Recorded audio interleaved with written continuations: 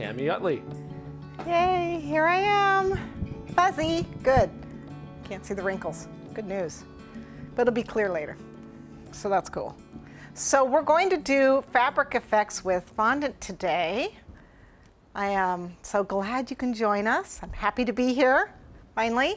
I was asked to do a fabric effect book review for American Cake Decorating Magazine, and I had so much fun doing the flowers and the ribbon effects that I decided to do a project with it. So I made up a few flowers of my own, and I've used some of the flower effects that you've seen all over, that people have been teaching it. It's in several different books, but I decided to include some of those. One of those is the ribbon rose, which I absolutely love to do, and then a couple other flowers. And then we're going to make a Mother's Day kind of like hat cake, but it's like the royal hats, you know, it's the box hats is what we're doing. In fact, I don't know if you can see, it's kind of there in the background. Way over there, that way. But anyways, we're gonna start with the rose, with the fabric effect rose. So what I've got is a little bit of fondant. This is pink fondant here. And I added just a tiny little bit of Tylose to it, just so it would be firmer, dry up a little harder. Just added just a touch to it and kneaded it in, and so I'm just kneading it right now.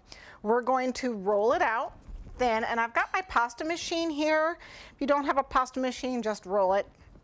But we do want this nice and thin. If you're going to do really, really thin, delicate flowers, you actually want to use gum paste.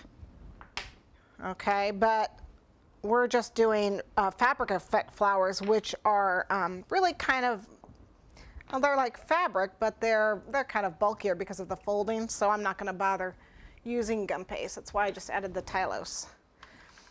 So we're going to go ahead and put this in. This just makes it go a little bit faster,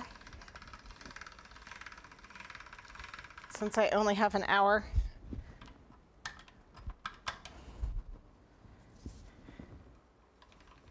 Okay, so we'll just crank this up. I am actually going to put this down to a number 2, which is the second thinnest setting I have.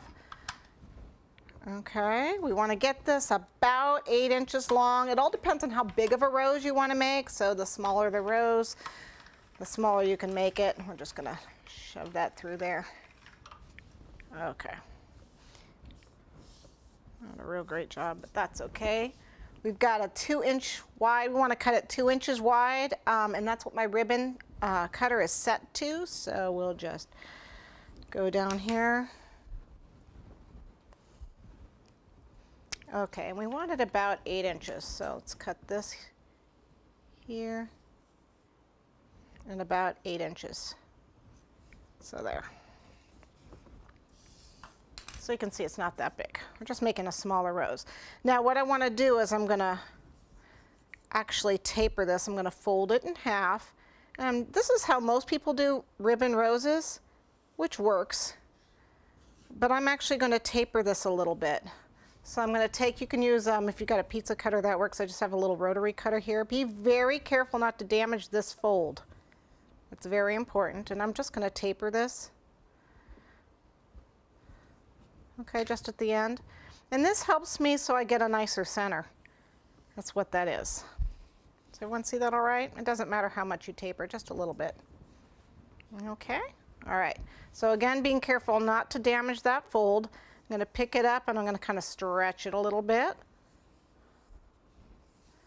Okay, and then we're going to start rolling it up. So just take that and start rolling it. Makes a nice tight center. Okay, and then we're going to take little pinches, little tucks. So I just push with my thumb and then push with my forefinger to make a little tuck, like so. Now it's very important that you keep this level. Don't let this get pushed up or pushed down. Little tuck, and then if it's not sticking, you want to get a little bit of water on there to help it stick.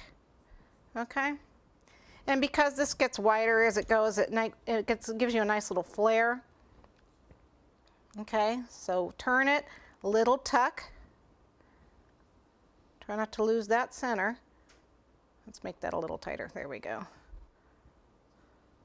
As we go around, and this is just a basic ribbon rose or rosette.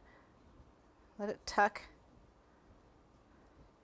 And once you're done with that,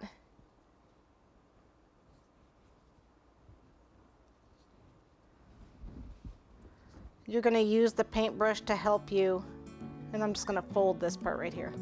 Paintbrush to help you flare that out.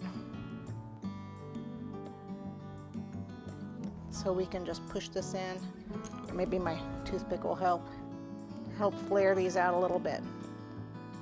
Okay. Everyone see that all right? You can pull these out.